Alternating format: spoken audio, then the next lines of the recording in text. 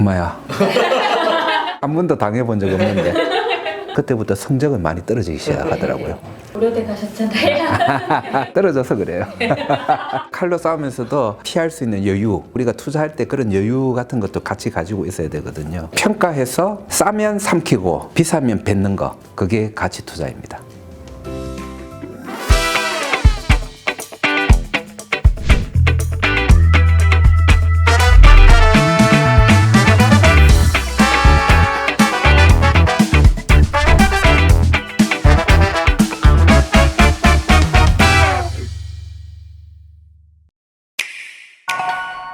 안녕하세요. 저는 전직 펀드 매니저였고요. 책을 가끔씩 쓰는 작가이기도 하고 학교에서 학생들을 가르치는 강사이기도 합니다. 모든 것을 아울러서 너는 뭐냐라고 하면 저는 가치 투자 전도사다, 이렇게 얘기하고 싶습니다. 과거에 가치 투자로 제가 먹고 살았고요. 이 좋은 걸 왜 안 해? 라고 많은 분들한테 전파하기 위해서 강의하고 책 쓰고 글 쓰고 이런 방송에도 나와서 말씀을 드리는 서준식입니다.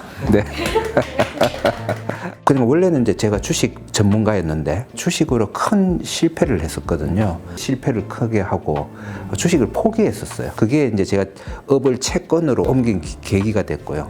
그리고 채권으로 업을 옮기니까 가치 투자라는 게 눈에 보이기 시작하더라고요. 가치 투자를 이해하게 되고 워렌 버핏의 채권형 주식을 이해하게 되고, 그래서 그때부터 제 부를 계속 불려왔죠. 그래서 저한테는 이 가치 투자가 없었으면 어떻게 할 뻔했나라는 그런 생각을 하고 있고요. 가치 투자를 하게 되면 현상과 본질이 있으면 본질을 더 중요시하는 사고관 그리고 경향이 생겨나요. 본질을 더 중요시하게 되면 그냥 어떻게 단순히 행동하는 거에 대해서도 삶의 가치, 본질 이런 거를 사유하게 되거든요. 정말 삶에서 중요한 게 뭔가 이런 것들을 계속 생각하게 되고 그런 것들이 내 삶을 또 훨씬 더 풍족스럽게 해주더라고요.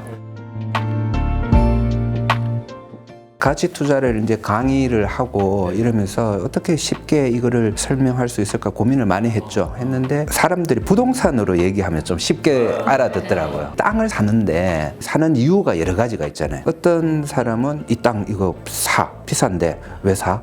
하면 여기 아파트 단지 들었을 거야. 아니면 이 땅을 사면 나중에 개발이 되거나 도로가 놓일 거야. 이런 미래에 대한 희망을 가지고 투자를 하는 것을 모멘텀 투자 내지는 전망 투자라고 해요. 근데 가치 투자는 땅을 살 때 이 땅 왜 사? 그러면 이 땅 이거 내가 1,000만 원 주고 사면 매년 여기에서 농사를 지으면 한 200만 원 정도의 쌀이 나와. 다른데 예금하는 거나 뭐 이렇게 투자하는 것보다 나는 이 정도면 충분하고 좋아.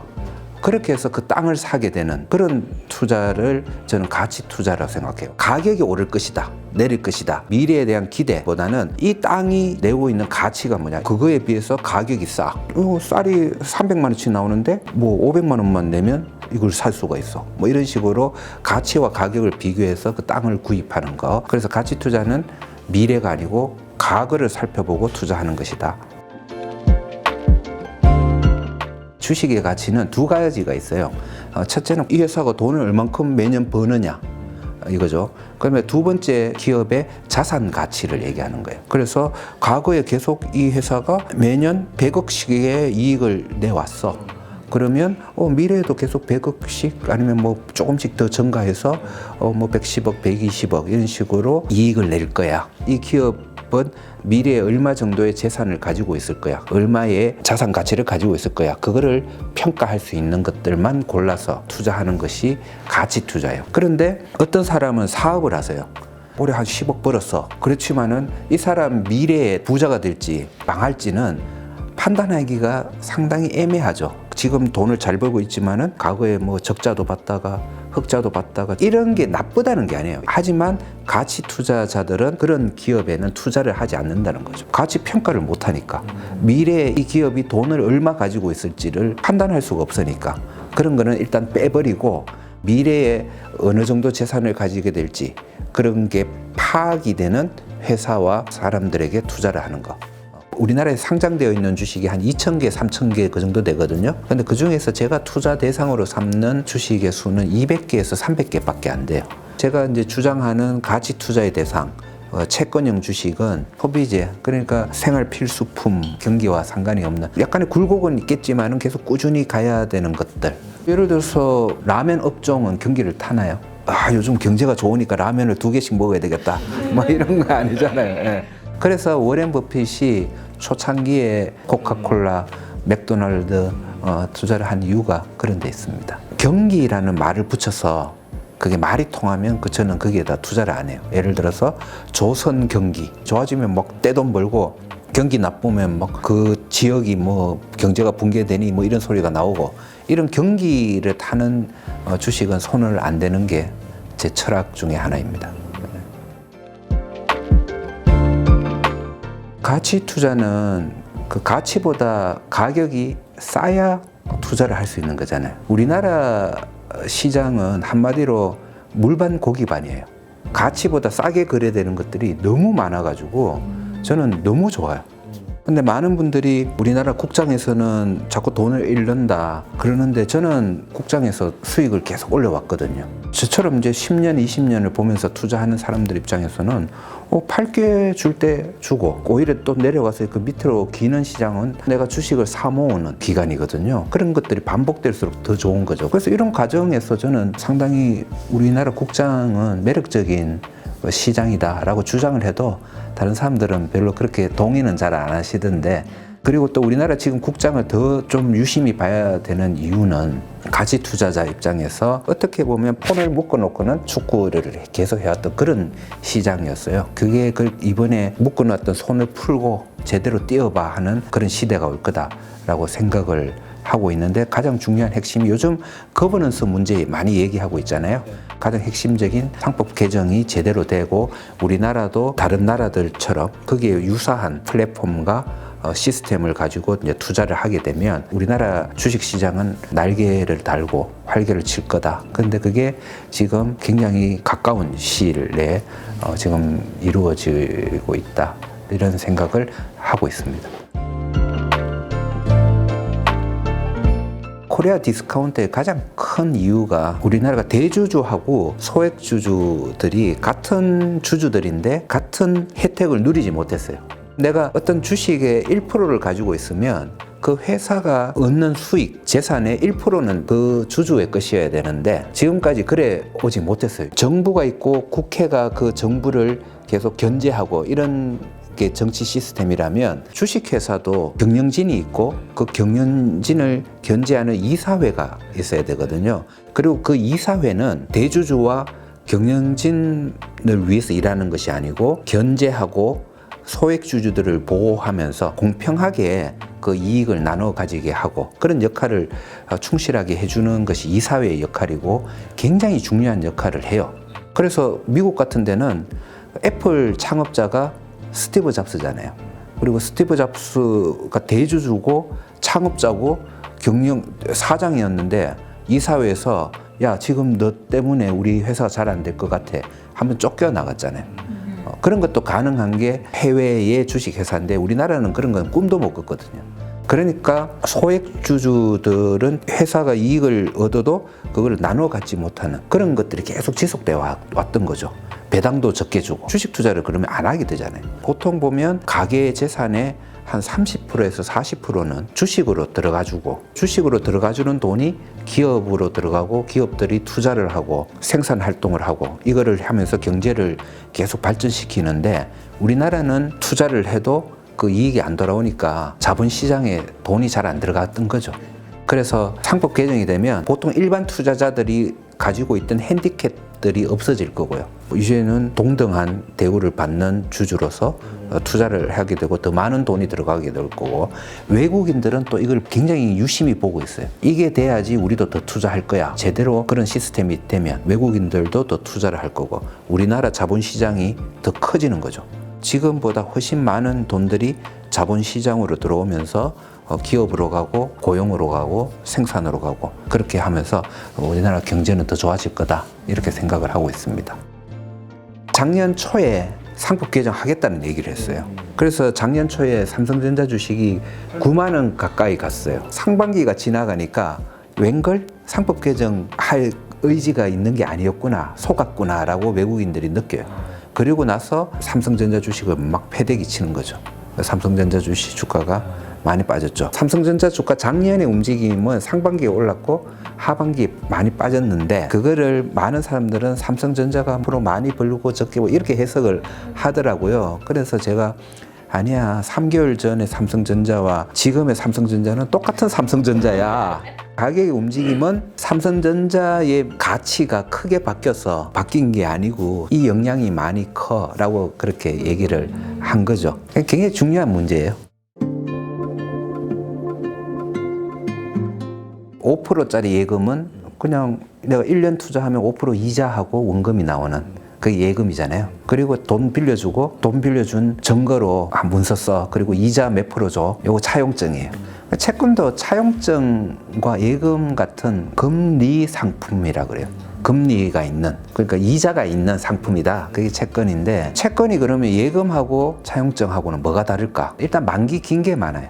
30년짜리, 20년짜리, 10년짜리, 하루짜리 채권도 있고요. 우리가 예금하고 차용증서는 사고 팔고 할 수가 없잖아요. 그런데 채권은 사고 팔 수 있는 예금과 차용증서다라고 생각하면 돼요. 또 다른 점은 다양한 발행자가 있다. 예금은 그냥 A은행, B은행, C은행밖에 없다면, 채권은 이 채권을 발행해서 돈을 가져가는 나라가 있고요. 지방정부도 있고요. 그 다음에 회사들, 상법상의 주식회사들만 채권을 발행할 수가 있어요. 누가 발행했냐에 따라서 가격들이 달라져요. 예를 들어서 삼성전자 채권은 5% 이자만 주면 내가 투자를 할 수 있어. 듣지도 보지도 못한 회사가 우리도 회사채 이거 돈 좀 빌려주세요. 회사채 발행할게요. 그러면 5%만 받고 투자할 수 있나요? 그러기는 어렵죠. 야, 너는 신용이 떨어지니까 한 10% 정도는 줘야 돼. 그럼 10%의 발행을 하게 되는 거죠.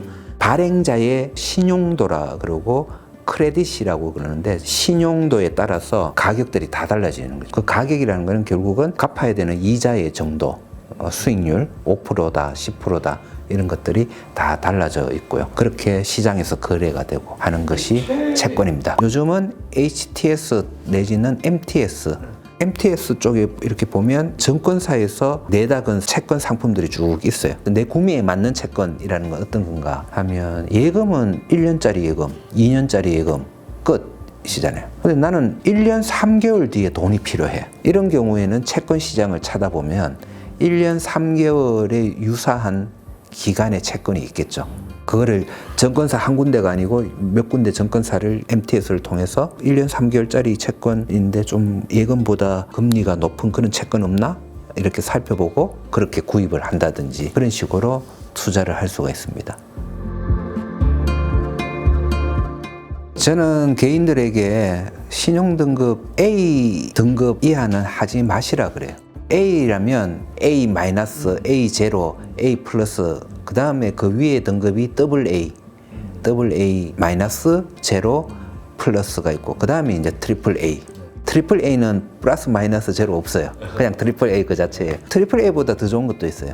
아예 등급이 없는 게 있어요. 그게 국채, 한국은행에서 발행하는 통한채, 그리고 지방정부에서 발행하는 지방채, 이런 것들은 신용등급이 아예 없어요. 그래서 이런 것들 위주로 투자를 하시라. 단기에 투자할 때는 목적에 따라서 조금씩 다르게 투자를 하는 게 좋은데, 1년 3개월 정도짜리 채권을 찾아서 한 3.5%면 좋겠다.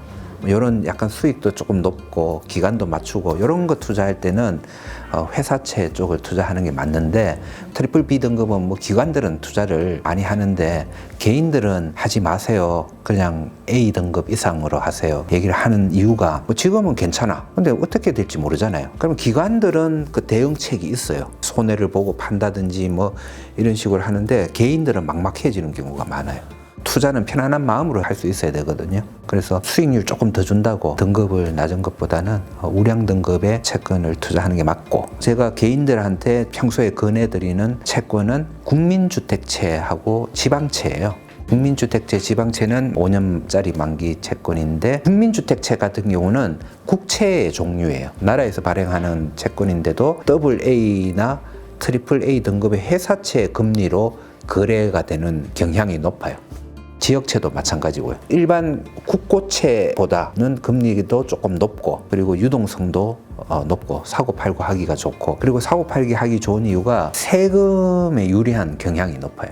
채권 투자에서 세금은 처음 발행될 때 이자율에서 세금을 내거든요. 근데 국민주택채나 그런 지역채 같은 경우는 발행금리가 굉장히 낮아요. 1%, 뭐 이런 식이에요. 그러니까 1%에서 이자 소득세를 떼니까 세금이 상당히 좀 절약되는 그런 투자이기 때문에 부자들이나 자산가들이 많이 좋아하는, 개인들이 선호하는 그런 채권이기 때문에 나중에 가지고 있다가 내가 이거 팔고 싶은데 했을 때는 사갈 사람이 있다는 거죠.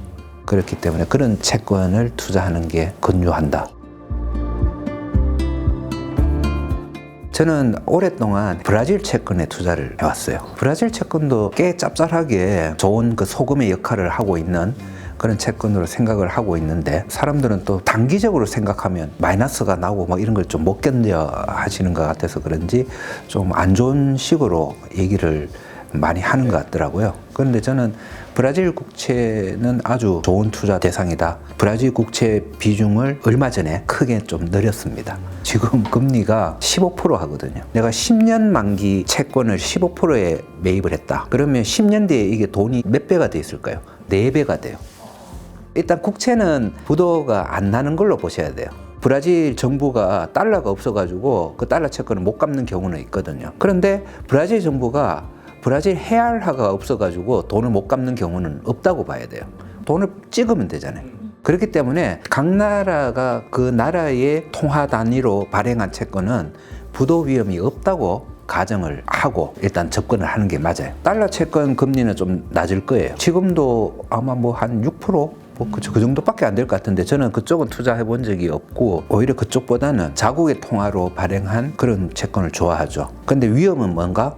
환율이에요. 환율. 브라질의 환율이 지금보다 계속 떨어지면 그만큼 내가 손실을 입는 거잖아요. 그러면 저는 한 10년 뒤에 지금의 통화 가치보다 한 반토막 났을 때는 어떻게 되느냐, 이거를 이제 계속 가정을 해보는 거죠. 가정을 해보면 만 원이 4만 원 됐지만은 환율이 반토막이 나서 2만 원이 됐네. 만 원이 2만 원 됐으니까 요거는 한 7.2% 정도의 수익이 난 거예요. 최악의 경우 환율이 한 반토막 나더라도 7.2%의 수익은 나네. 만약에 거꾸로 환율이 올라버리면 이거는 4만 원이 아니고 5만 원, 6만 원도 갈 수 있는 그런 채권이네. 그런 기대 수익률을 계산하고 들어가서 하는데, 그래서 지금 되게 좋은 찬스다. 브라질 채권은 그렇게 생각을 하고 있습니다. 물가가 너무 비싼 곳은 투자를 좀 자제해요. 저는 2015년부터 브라질 채권을 투자를 많이 했는데 2010년 이럴 때만 해도 브라질의 물가가 굉장히 비쌌고, 근데 그때 우리나라 사람들이 투자를 많이 했어요. 브라질 채권에. 그때 투자한 사람들은 손실을 좀 봤었죠. 왜냐하면 물가가 너무 비싸면 통화의 가치가 낮아질 가능성이 높기 때문이에요. 예를 들어서 일본에 가면 물가가 별로 안 비싸잖아요. 그러면 일본의 통화 가치가 더 떨어질 가능성이 별로 없다고 저는 계산을 해요. 빅맥 지수라든지 이런 것처럼 전 세계 같은 효용을 가진 물건의 가격은 대충 맞춰줘야 된다. 그래서 물가 같은 것도 잘 봐야 됩니다. 다른 나라 채권에 투자할 때는. 주식이 채권보다 위험하나요? 위험하지 않나요? 더 위험하다고 생각을 하잖아요. 그런데 그 위험을 상쇄시킬 수 있는 방법이 몇 가지 있어요. 그 중에 하나가 사실 채권하고 같이 투자하는 거고요. 채권이 주식하고는 가격 방향이 좀 다르게 움직이기 때문에 채권을 같이 투자하면 주식이 빠질 때 채권 가격이 상승하면서 그 손실을 좀 만회해주는 그런 역할을 해줘요. 그 다음에 달러 가격이 올라가야지 유리한 주식이 있어요. 반대로 달러 가격이 내려가야지 좋은 주식을 같이 들고 가는 거예요. 그러면 달러 가격에 대한 그 위험이 상쇄되면서 그 위험을 없애는 식이죠. 항공회사 같은 경우 기름값이 오르면 손해가 많잖아요. 그런 데는 기름회사하고 같이 들고 간다든지 그런 거 우리 주위에서 많이 살펴볼 수 있어요. 예를 들어서 냉면집에 가면 항상 만둣국을 같이 팔아요. 너무 춥고 이럴 때는 사람들이 와서 만둣국이라도 먹고 가시라. 그런 거는 날씨에 대한 상관계수가 마이너스고 그 각각의 달러에 대한 상관계수, 유가에 대한 상관계수 이런 것들을 잘 조합을 하는 식으로 위험을 회피하는 방법이 있어요. 또 중요한 주식의 위험을 회피할 수 있는 방법은 장기 투자예요. 장기 투자를 하면 어떤 날은 마이너스가 나고 어떤 때는 플러스가 나고 하지만 평균적으로는 그 평균 기대 수익률에 수렴한 수익률이 나오거든요. 사실 지금 고백하건대 책을 많이 읽지 않습니다. 눈도 많이 침침해지고 저는 지금은 제가 책을 많이 읽는 것보다는 이제 이 정도 나이가 되면 생각을 많이 해야 된다고 생각을 해요. 과거에 읽었던 책을 토대로.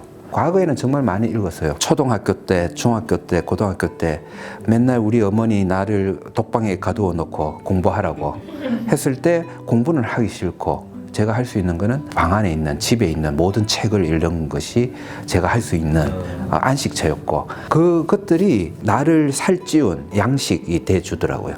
책들이 지금 생각해보면 삶에 응용하면서 이 책의 생각과 내용 이런 것들을 그 연결하는 그런 생각들을 많이 하게 되면 책을 쓰게 되더라고요. 작가로서의 저 그리고 강사로서의 저 뭐 이러한 모든 것들을 토대를 만들어 준 게 책이었다 그렇게 생각을 하고 있습니다. 그래서 내 몸을 이렇게 살찌운 거는 살이 좀 쪘어요.